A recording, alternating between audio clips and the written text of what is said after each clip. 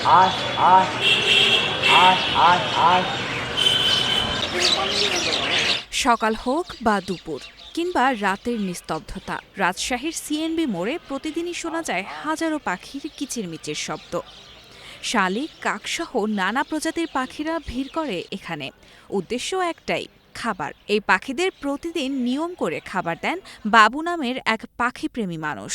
পেশায় হোটেল কর্মচারী হলেও প্রাণীকুলের প্রতি তার ভালোবাসা যেন অনন্য। বাবুর এমন কাজে একা নন, তার সহকর্মীরাও খুশি মনে অংশ নেন।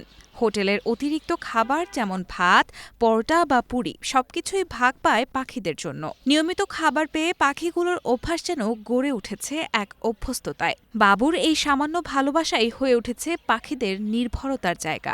বসকান্তি খাওয়াই, আসে পাখি খেতে, খাওয়াই। খাওয়ার সময় হতে না হতেই পাখির ঝাঁক এসে বসে তার দোকানের আশেপাশে। সেই ঝাঁকে শুরুর দিকে ৫ থেকে ১০টি পাখি থাকলেও এখন ২০০টির মতো, কখনো ৫০০ থেকে ১,০০০টির অধিক পাখিও দেখা যায়।